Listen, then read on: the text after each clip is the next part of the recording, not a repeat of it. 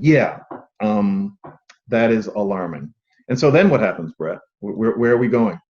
Oh my goodness. I'm afraid if we are not very careful that we are staring at the uninvention of the Republic. And I'm not sure that that idea, that thought, that possibility properly horrifies people because as flawed as this republic is, its uninvention is going to be an absolute disaster. And I think, frankly, this is something that is more easily seen by people outside the US. And I've had contact with quite a number who are frightened at what they are seeing unfold, even though they know our system is unfair. But the prospect of the U.S. failing is is a dangerous one for the world. Instead of ending oppression, which has been the goal since the civil rights movement, we are actually talking about turning the tables of oppression, turning the tables and creating the inversion of the values that the nation is founded on, and that is a very dangerous idea. I think it can be pushed back against, partly because that's one of my métiers. But you think that it could possibly just topple the United States? I do. I think might be looking at, well, let's put it this way. I think what I'm seeing in the street reminds me far too much of Maoism, and that if you attempt a Maoist takeover in the U.S., you will get a civil war. So I am very concerned that we are much closer to a brink that, frankly, I think we all know is out there somewhere. I would put on your radar, if you're not thinking about it yet, the coincidence of shutdown STEM traveling with this religious belief system that you and I both see is extremely important. There is a reason that this religious movement that we see in our streets is also talking about shutting down STEM. And we saw this all in miniature at Evergreen. They came after STEM also. There was a reason that it was me they came after. They went after my students too. In fact, one of my, a mixed race student woman whose mother is Afro-Caribbean, was actually confronted by the rioters and accused of race trading for being a science student. So this anti-science belief system is infused into this critical race theory religion that we see protesting and rioting.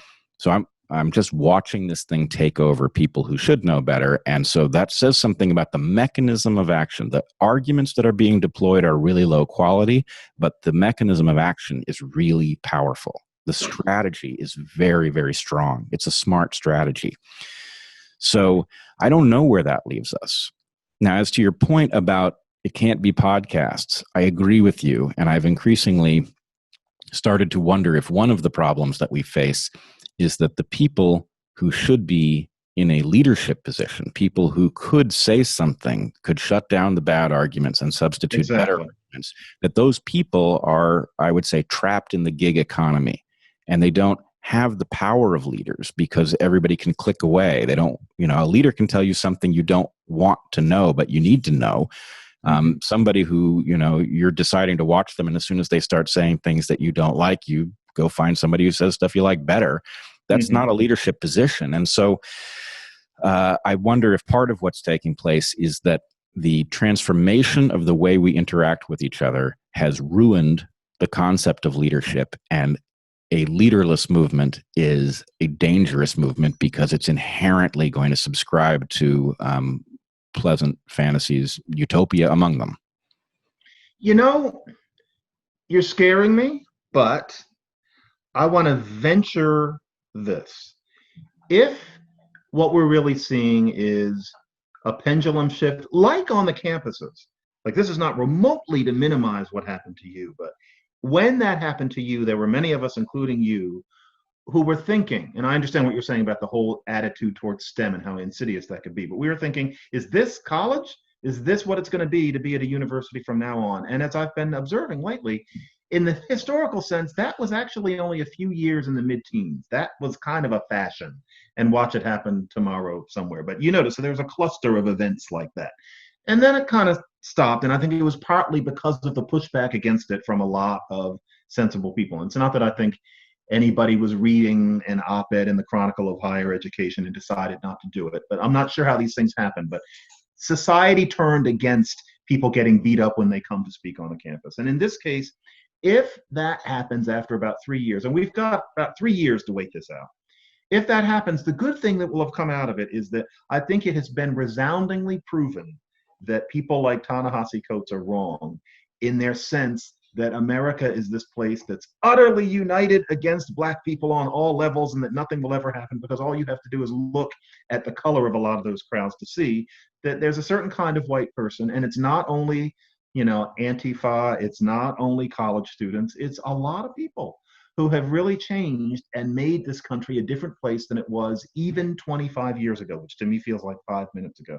Maybe that'll be the result, but that could only have happened. You get into kind of dime store Hegel here with all of this craziness going on right now. That might not be what happens, though. We might be at a particular turning point, in which case you are the wise one right now, and I'm the one who's assuming that Hitler will go away. I'm just hoping that I'm making some kind of sense. Can we agree that we are both rooting for you to be right? Yes. I mean, so strongly.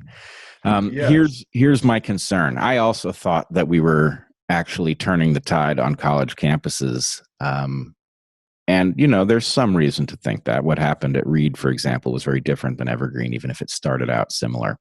Mm-hmm. But I actually think something else explains the fact that this has died down on college campuses, and it's less hopeful, which is that in some sense, this is a millennial delusion. And I don't mean it's all millennials. My wife and I, Heather, we taught mostly millennials for the entire time we were teaching and have a great many millennial friends. So we know there are lots of people in that generation who can think very carefully, but there's also a kind of tendency to embrace this mode of thinking that has now left college, and it's now inside of all these other institutions. And so I never thought about that.